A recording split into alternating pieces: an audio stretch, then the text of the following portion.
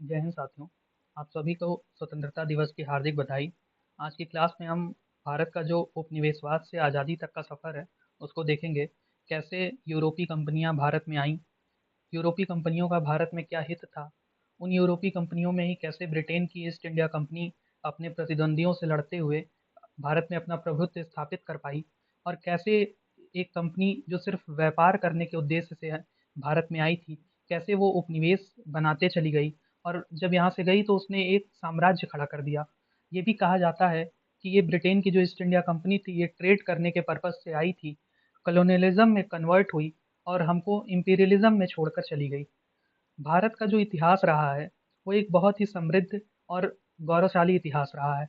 भारत की जो भौगोलिक स्थिति है, यही इसके आक्रांताओं को हमेशा से आकर्षित करती रही है, क्योंकि भारत में इतने तरह की नदियाँ हैं। यहाँ जहाँ पे नदियाँ होंगी, वहीं पे सभ्यताओं का विकास होगा। नदियों के आस-पास के जो क्षेत्र होंगे, वो कृषि प्रधान क्षेत्र होंगे। तो भारत को प्राचीन साहित्य में जम्बूद्वीप कहा जाता था, भारतीय उपमहाद्वीप को। कौटिल्य के अर्थशास्त्र से भी ये जानकारी मिलती है कि संपूर्ण जम्बूद्वीप पे शासन करने वाले शासक को चक्रवर्ती शासक कहा जाता था।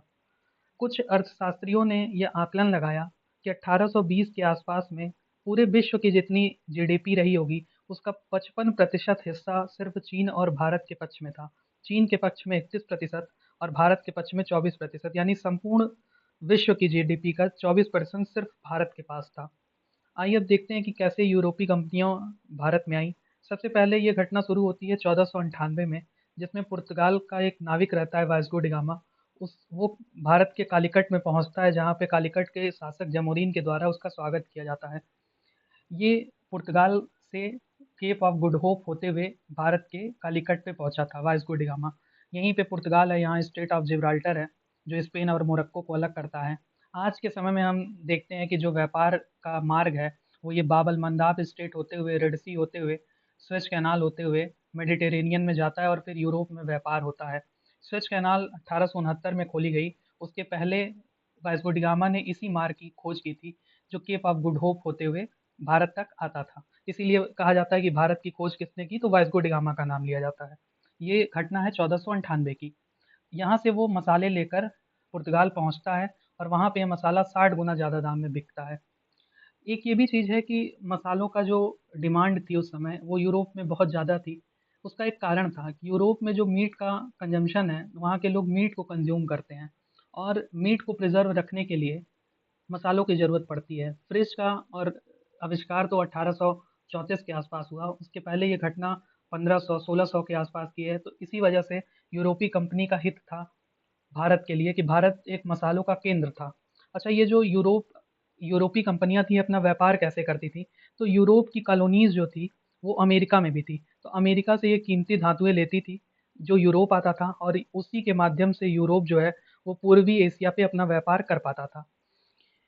ये जो व्यापार था, वो एक तरफ़ा व्यापार था, क्योंकि एशियाई वस्तुओं की माँग यूरोप में थी। जैसे यहाँ के मसाले, यहाँ के सूती वस्त्र की माँग जो थी, वो यूरोप में थी, लेकिन यूरोपीय वस्तुओं की माँग भारत जैसे देशों में नहीं थी। यूरोपीय कंपनियों का क्रम क्या है कि सबसे पहले पुर्तगाली कंपनी आई, उसके बाद डच आई, डच यानी आज का जो नीदरलैंड है, वहाँ की कंपनी आई, फिर ब्रिटिश की कंपनी आई, फिर फ्रांसीसी कंपनी आई। ब्रिटिश की कंपनी जो थी, वो ईस्ट इंडिया कंपनी थी।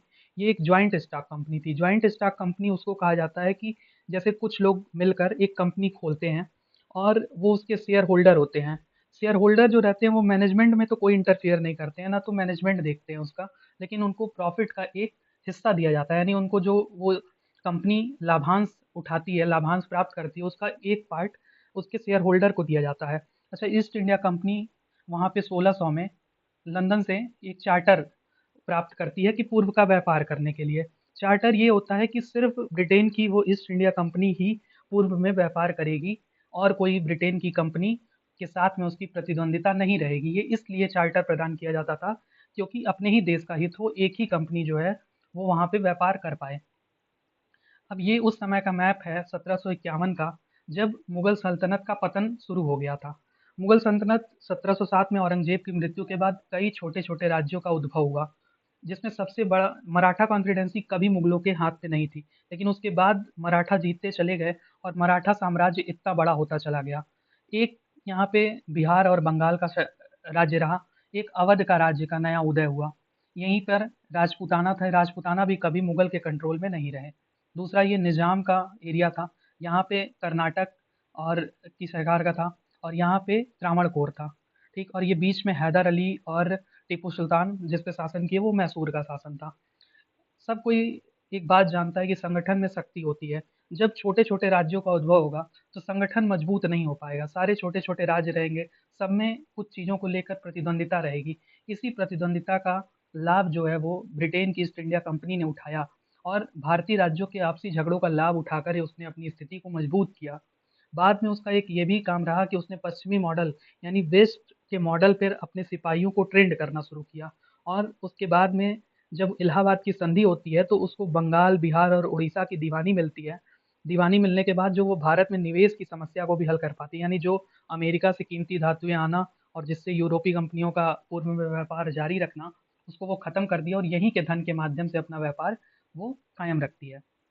एक घटना होती है जून 1757 में पलासी का युद्ध होता है, जिसमें बंगाल का नवाब सिराजुद्दौला अंग्रेजी कंपनी के से पराजित होता है। रॉबर्ट क्लाइव के नेतृत्व में ये युद्ध लड़ा जाता है। उसके बाद अक्टूबर 1764 में एक बक्सर का युद्ध होता है। ये बक्सर के युद्ध ने ही कंपनी की नींव रख दी भारत में। उसके बाद 1765 में इलाहाबाद की संधि होती है, जिसमें कंपनी को बंगाल, बिहार और उड़ीसा की दीवानी प्राप्त होती है। दीवानी क्या होता है, जब कहीं पे कोई निजाम किसी एरिया का घोषित किया जाता था, तो उसमें 2 चीज़ें होती थी, एक होती थी दीवानी और एक होती थी फौजदारी, ठीक। निजाम एक तरह से किसी व्यवस्था को कहा जाता है, ठीक है? निजामत यानी एक व्यवस्था होती है। दीवानी यानी भू संबंधित जितने भू पे कर लगाना, जैसे आज के समय में देखा जाए तो जो लैंड एक्विजिशन डिपार्टमेंट होता है, जो लैंड पे टैक्स इम्पोज़ करता है, टैक्स की उगाही करता है, वो सारे काम दीवानी में आते हैं, और जितने भी क्रिमिनल ऑफेंस होते हैं, वो सारे फौजदारी में आते थे, ठीक। एक स्टेटमेंट ये कहा जाता है कि क्लाइव ने भारत में अंग्रेजी शासन की नींव डाली। 1757 की लड़ाई हो गई, प्लासी का युद्ध, उसने नींव डाली। उसके बाद वारेन हेस्टिंग्स ने नींव को मजबूत किया। जब 1773 में रेगुलेटिंग एक्ट आया, तो उस समय वारेन हेस्टिंग्स को बंगाल का गवर्नर जनरल बनाया गया। इसने उसके बाद उसकी नींव को मजबूत किया शासन की। कार्नवालिस ने इमारत खड़ी करना प्रारंभ किया। कार्नवालिस को इसलिए भी याद किया जाता है कि इसने न्याय व्यवस्था, पुलिस, जो मजिस्ट्रेट होता था, उससे कर लगाने का काम और जो न्याय व्यवस्था थी उसको अलग करना, एक तरह से ये कार्नवालिस कोड कहा जाता है कि इसने जो आज का हम एडमिनिस्ट्रेशन देखते हैं, इसने कार्नवालिस ने ही उसकी नींव रखी थी। उसके बाद का जो गवर्नर आया वेलेज़ली ने इस इमारत को पूरा किया। वेलेज़ली के बारे में ऐसा भी कहा जाता है कि ये जब भारत में आया था, तो उस समय फ्रांसीसी विस्तार को रोकने के लिए भेजा गया था, क्योंकि जब नेपोलियन बोनापार्ट के मिस्र पर आक्रमण करने के बाद उसके भारत की ओर बढ़ जाने का खतरा मंडरा रहा था, उसके बाद ही नेपोलियन के विस्तार को रोकने के लिए वेलेज़ली ने युद्ध एवं सहायक संधि प्रणाली, दोनों पद्धतियों का उपयोग किया। उसके बाद के आए गवर्नर जनरल, जिसमें Lord William Bentinck, Lord Canning, Lord Dalhousie ने इसको अंतिम शक्ल प्रदान की। अब आगे देखते हैं कि उपनिवेशवाद का प्रथम चरण। तो सबसे पहले तो देखा जाए कि उपनिवेशवाद ही क्या होता है। कॉलोनियलिज्म किसको कहते हैं? कॉलोनियलिज्म ये होता है कि अगर कोई एक देश है, जैसे एस-1 एक देश है, वो एस-2 में का जाके कॉलोनी बनाता है। कॉलोनी बनाने का मेन जो उद्देश्य रहता है वो आर्थिक संबंध ही रहता है। यानी वहाँ से उसके चीज़ों को लेना, जैसे कच्चे माल को लेना, इत्यादि को लेने के लिए वो आर्थिक संबंध के परिप्रेक्ष्य में ही होता है। लेकिन उपनिवेश जब कोई बनता है कोई देश, तो उसके वो राजनैतिक, सामाजिक और सांस्कृतिक संरचना को भी प्रभावित करता है। तो उपनिवेशवाद का प्रथम चरण, जिसको वाणिज्यिक चरण कहा जाता है, कॉमर्शियल फेज़, वो 1757 से 1813 तक रहा। इसमें जो कंपनी थी, उसका जो राजनैतिक नीति थी वो यही था कि शत्रु राज्यों को मित्र राज्यों से घेरे रहना। उसके बाद जो प्रशासनिक नीति थी उसकी ये थी कि कुछ परिवर्तनों के साथ मुगल का जो ढांचा था उसको बनाए रखा जाए। और सामाजिक नीति में ये था कि भारत में प्रचलित जो सामाजिक ढांचा था उसमें कोई भी बदलाव का प्रयास नहीं किया गया। दूसरा है कि उपनिवेशवाद का द्वितीय चरण, जिसको औद्योगिक पूंजीवाद कहा गया, 1813 से लेकर 1858 तक, जिसको इंडस्ट्रियल कैपिटलिज्म कहा गया। ये इसलिए क्योंकि इस फेज़ में क्या होता है कि 1813 में एक चार्टर आता है, और कंपनी का जो एकाधिकार रहता है वो चाय और चीनी को छोड़कर समाप्त कर दिया जाता है। इसमें जब औद्योगिक क्रांति हुई, यूरोप में औद्योगिक क्रांति हुई, तो एक नव धनाढ्य वर्ग पैदा हुआ, उसका उद्भव हुआ। वो नए-नए चीज़ों की माँग करता था, तो जब नए-नए चीज़ों की माँग करेगा तो सबसे पहले किसी भी प्रोडक्ट को बनाने के लिए रॉ मटेरियल चाहिए। तो रॉ मटेरियल के लिए ही भारत को एक कच्चे माल का निर्यात और तैयार माल का आयातक बना दिया गया। पारंपरिक फसलों की जगह नकदी फसलों की खेती करवाई गई, जैसे नील की खेती हो गई। अब पारंपरिक खेती नहीं हुई तो उसके जगह पे मोटे अनाजों का उत्पादन नहीं हुआ, उसका उसमें कमी हुई, गरीबों के आहार में कमी हुई और अकाल पड़ता चला गया। इसके साथ ही शिल्प एवं उद्योग जो था, उस पे भी ब्रिटिश उत्पादों के साथ प्रतिस्पर्धा हुई, जिसके कारण इसका पतन होता चला गया और गरीबी में वृद्धि होती चली गई। दूसरा ये था कि आधुनिक यातायात एवं संचार व्यवस्था को विकसित करना, जैसे रेलवे हो गया, ठीक है? इसी काल में रेलवे का निर्माण कराया गया। इसी काल में संचार व्यवस्था का भी नींव डाली गई। दूसरा ये था कि जैसे ग्रैंड ट्रंक रोड का निर्माण कराया गया। तो ये सारा जो निर्माण कराया जा रहा था, ये इस पर्पज़ से नहीं था कि बहुत भारत का विकास कर देना है, कि भारत को बहुत विश्व पटल पे ला देना है, ऐसा कुछ नहीं था। ये जितनी भी चीज़ों का विकास किया गया, ये अपने हित में किया गया था। ये कंपनियाँ अपने हित में इसलिए की क्योंकि रेलवे रहेगी, अच्छा कनेक्टिविटी का एक साधन रहेगा, एक रोड रहेगी, अच्छी रहेगी, तो जिसके माध्यम से जल्द सामानों का, यानी कच्चे माल को बंदरगाहों तक पहुँचाया जाएगा और फिर उन्हीं बंदरगाहों से वो जाएगा यूरोप में जहाँ पे इंडस्ट्रियलाइज़ेशन चरम पे था, उस समय वहाँ पे उसके रॉ मटेरियल से फाइनल प्रोडक्ट बनेंगे और वहाँ तो माँग थी, और फिर एक ऐसा क्षेत्र भी तैयार करना था कि जो उन चीज़ों को माँग करे, तो उसके लिए भी ये सारी चीज़ें, रेलवे और रोड का निर्माण करवाया गया। संचार व्यवस्था यही थी कि कम्युनिकेट किया जा सके हर जगह से, इसीलिए ये सारी चीज़ें इस फ़ेज़ में करवाई गई। उसके बाद क्या होता है कि 1857 की क्रांति होती है। धीरे-धीरे अविश्वास जो था वो कंपनी के प्रति बढ़ता चला गया। ये शुरुआत तो हुआ था 1857 की क्रांति एक सैनिक विद्रोह के रूप में, कि मंगल पांडे के द्वारा मार्च 1857 में अपने अधिकारियों की हत्या करने का प्रयास किया गया। उसके बाद 8 अप्रैल को उनको बैरकपुर में फांसी दे दी गई। इसके बाद ये विद्रोह शुरू होता है 10 मई को 1857 में मेरठ में, ठीक? उसके बाद धीरे-धीरे ये विद्रोह बढ़ता ही चला जाता है और सबसे बड़ी बात होती है कि इसमें नेतृत्व कौन करे, क्योंकि अलग-अलग छोटे-छोटे जगहों का नेतृत्व सब लोग कर रहे थे, लेकिन एक बड़े स्तर पर, पूरे भारत के स्तर पे इसका नेतृत्व कौन करेगा? तो पूरे भारत के स्तर पर बहादुर शाह जफ़र को लोग पहुँचते हैं और नेतृत्वकर्ता बताते हैं कि ये पूरे भारत के नेतृत्वकर्ता हैं इस युद्ध में, ठीक? उसके बाद जब ये इसका दमन होता है 1857 की क्रांति का, तो बहादुर शाह जफ़र को रंगून भेज दिया जाता है कैद करके। अच्छा, नेतृत्वकर्ता कौन थे? जैसे बरेली में खान बहादुर खान नेतृत्व कर रहे थे, झांसी में रानी लक्ष्मीबाई थीं, लखनऊ में बेगम हजरत महल थीं और कानपुर में नाना साहब, इसी तरह जगदीशपुर में कुंवर सिंह, फैज़ाबाद में मौलवी अहमदुल्ला शाह, ये लोग थे।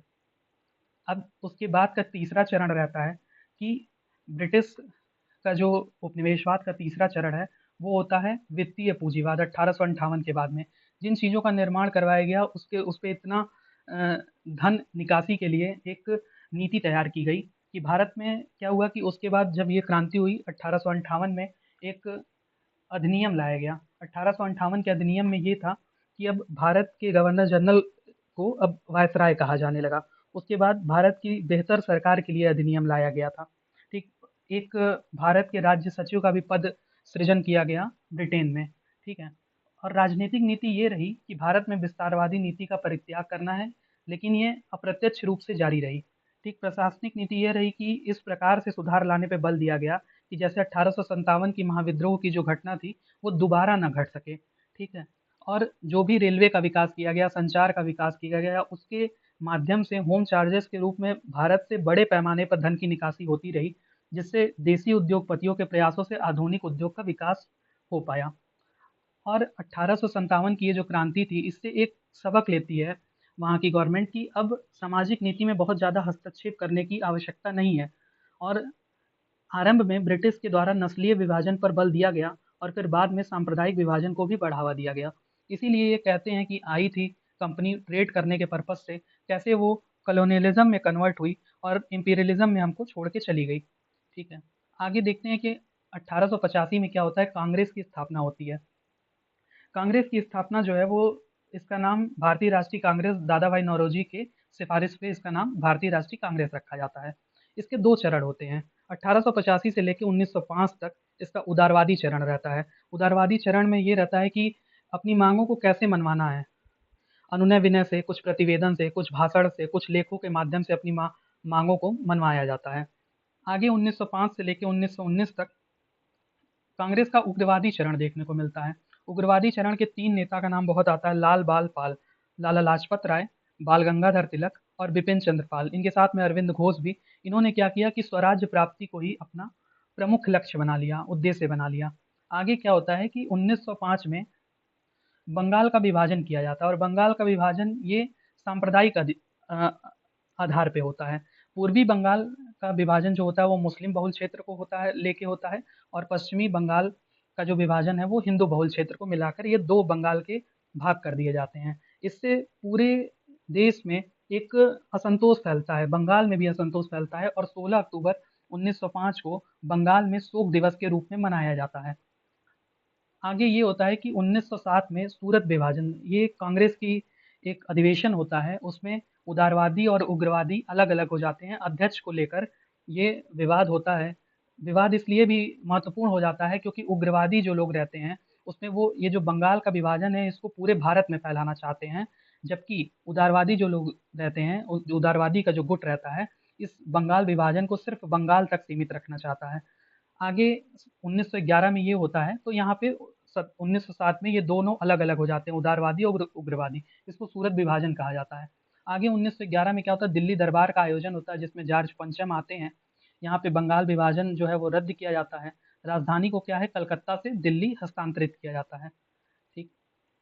उसके बाद होता है प्रथम विश्व युद्ध 1914 से 1919 के बीच में।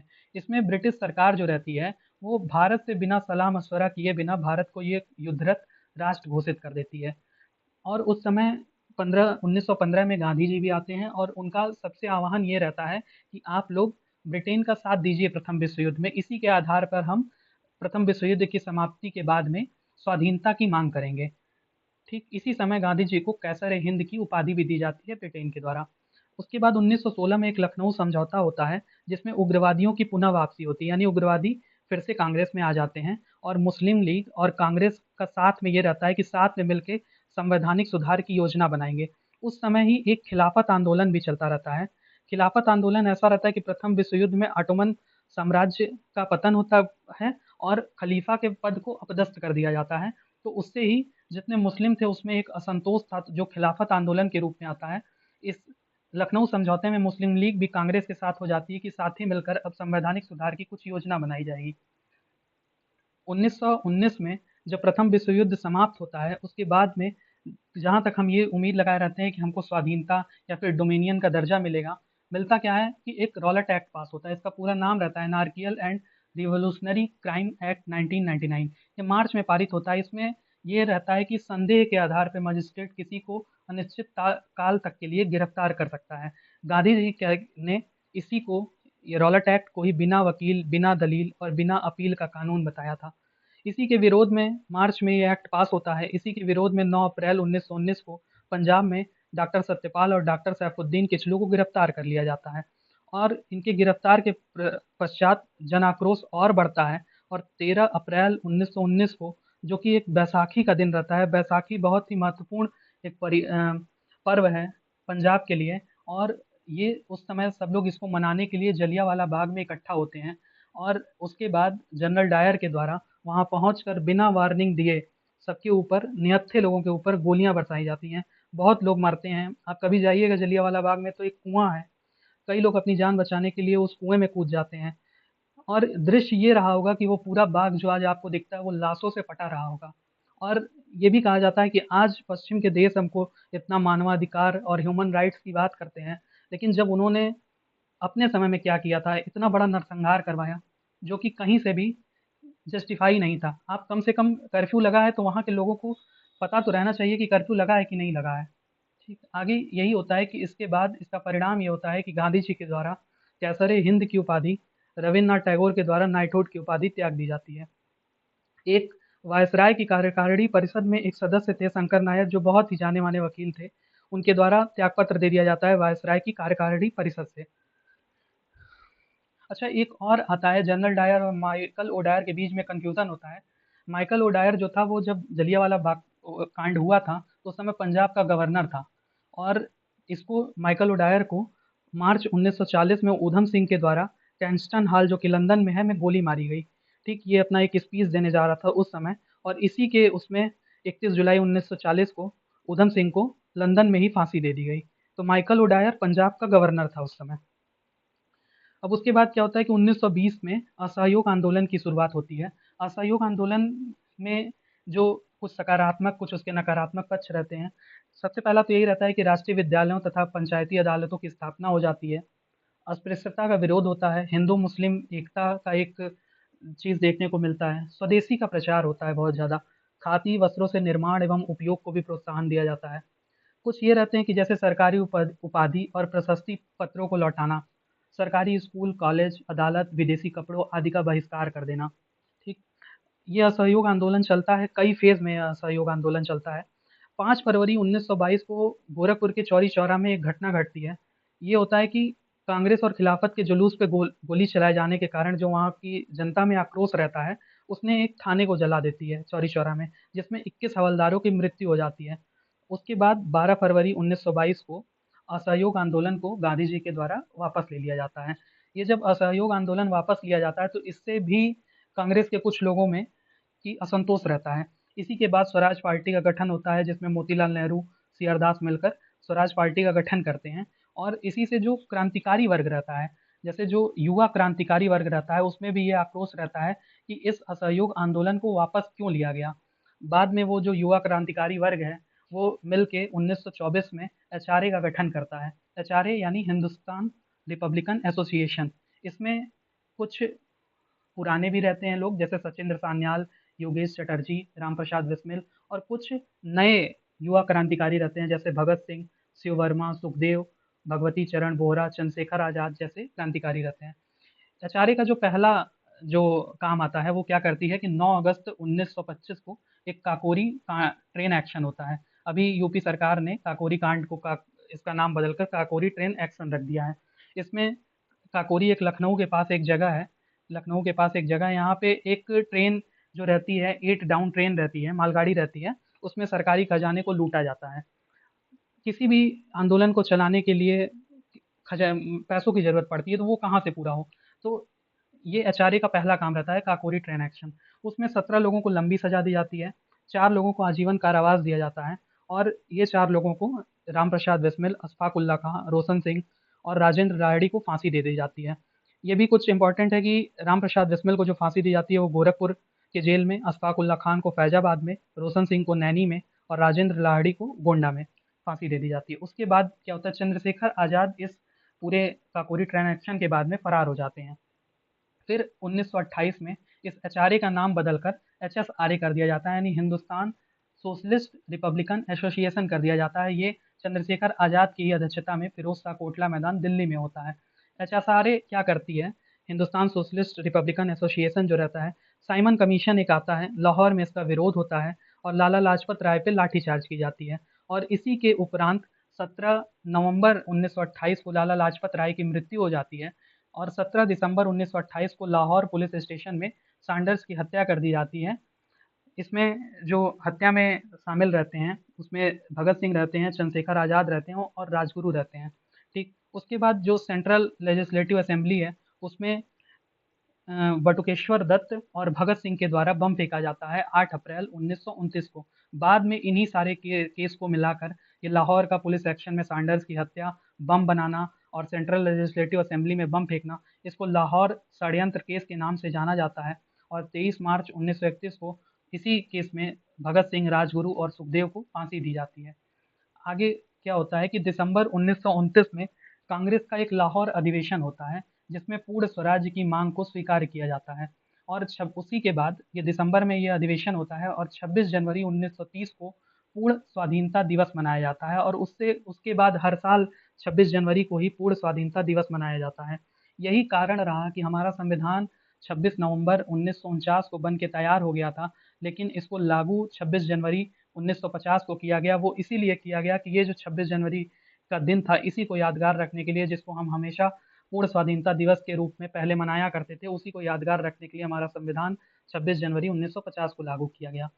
इसके बाद क्या होता है कि 31 जनवरी 1930 को जब ये पूर्ण स्वाधीनता दिवस मना लिया जाता है, तो गांधी जी के द्वारा उस समय के जो तत्कालीन वायसराय रहते हैं, इरविन, उनके सामने 11 सूत्री मांगे रखी जाती हैं।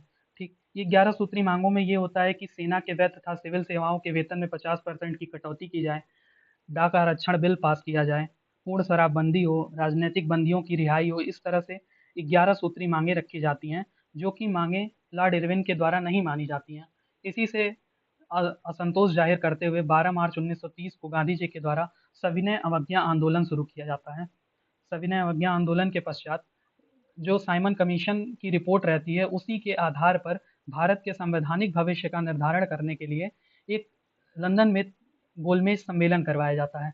प्रथम गोलमेज सम्मेलन जो होता है वो 12 नवंबर 1930 से 19 जनवरी 1931 के मध्य में होता है, जिसमें कांग्रेस भाग नहीं लेती है। कांग्रेस के भाग न लेने के कारण एक 5 मार्च को 1931 को गांधी इरविन समझौता होता है। उस गांधी इरविन समझौते में ये रहता है कि जिन भी राजनीतिक बंदियों पर हिंसा के आरोप हैं, उनको छोड़कर जो शेष बंदी हैं उनको रिहा कर दिया जाए।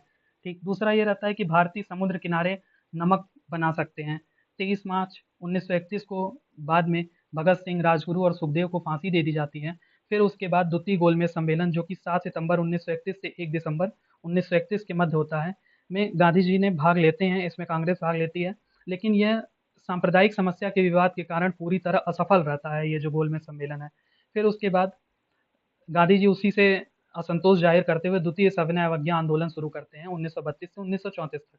तीसरा गोलमेज सम्मेलन होता है 17 नवंबर 1932 से 24 दिसंबर 1932 तक। इसमें भी कांग्रेस हिस्सा नहीं लेती है, और इसी के आधार पर, इस गोलमेज सम्मेलन के आधार पर भारत शासन अधिनियम 1935 पारित किया जाता है।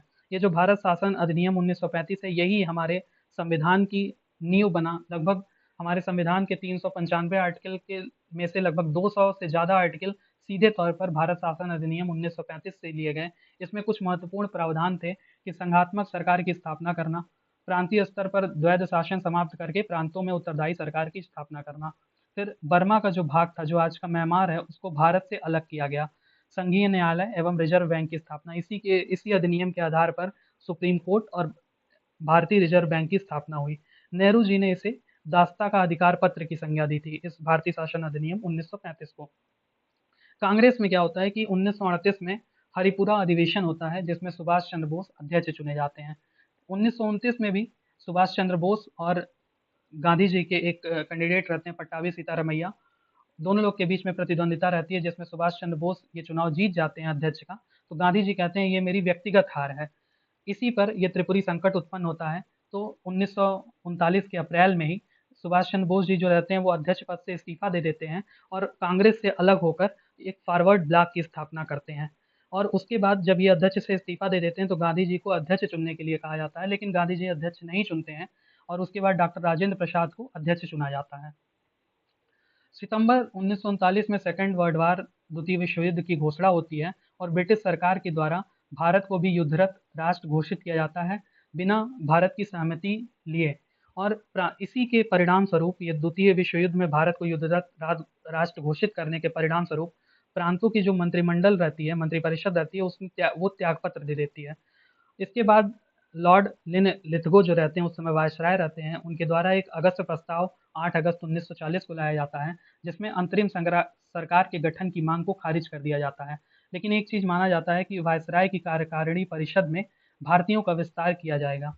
इसके बाद क्या होता है कि 17 अक्टूबर 1940 को व्यक्तिगत सत्याग्रह शुरू होता है, जिसमें पहले सत्याग्रही विनोबा भावे बनते हैं, दूसरे सत्याग्रही जवाहरलाल नेहरू बनते हैं।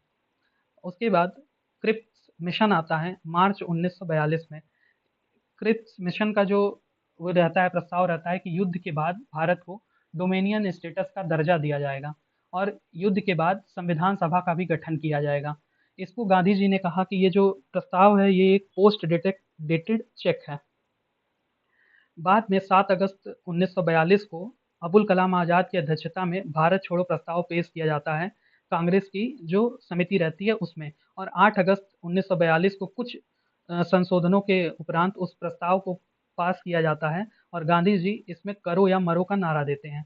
और गांधी जी ये भी कहा भारत छोड़ो आंदोलन में कि अब सरकार से कोई भी समझौता वार्ता नहीं चलाई जाएगी, यानी अब जो बात होगी वो सीधे पूर्ण स्वराज पे ही होगी। और अहिंसक जन आंदोलन का आह्वान करते हैं भारत की जनता से। जब द्वितीय विश्व युद्ध समाप्त होता है, तो ब्रिटेन की जो आर्थिक दशा रहती है वो बहुत खराब होती चली जाती है, क्योंकि युद्ध में इतना उसका खर्च हो जाता है कि वो भारत में अब पैर जमाने के लिए ठीक नहीं रहती है। बाद में भारतीय नेता अब स्वतंत्रता से कम पर तैयार भी नहीं होते, उनको अब पूर्ण स्वराज चाहिए।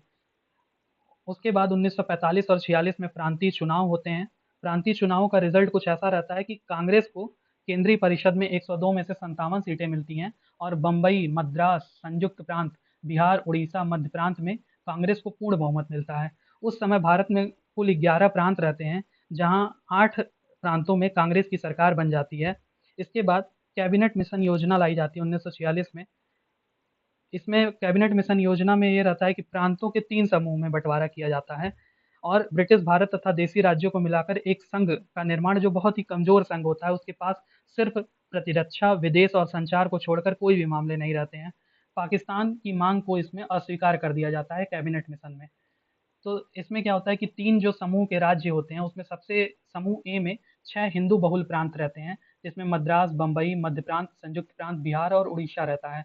समूह बी में 3 मुस्लिम बहुल प्रांत रहते हैं, पंजाब, सिंध और उत्तर-पश्चिमी सीमांत प्रांत, जिसको नॉर्थ वेस्ट फ्रंटियर प्रोविंस कहा जाता था। समूह ग में बंगाल और असम रहता है, ठीक। इसमें अंतरिम सरकार के गठन का भी प्रावधान रहता है कैबिनेट मिशन में। तो जून 1946 में कांग्रेस और मुस्लिम लीग इस कैबिनेट मिशन प्रस्ताव को स्वीकार कर लेती है, लेकिन बाद में मुस्लिम लीग ने इस प्रस्ताव को अस्वीकार कर देती है और 16 अगस्त 1946 को मुस्लिम लीग जो रहती है, वो प्रत्यक्ष कार्यवाही दिवस मनाती है और इसके बाद ही धीरे-धीरे दंगे शुरू हो जाते हैं। जैसे नोआखली का दंगा कलकत्ता से शुरू होके धीरे-धीरे पूरे जगह में फैलने लगता है, पूरे भारत में ये दंगा फैलने लगता है। उसके बाद क्या होता है कि 46 में 9 दिसंबर के दिन ही संविधान सभा का गठन हो जाता है। उद्देश्य प्रस्ताव पेश किया जाता है। संविधान सभा के लिए डॉक्टर राजेंद्र प्रसाद को जो है वो स्थायी अध्यक्ष चुन लिया जाता है।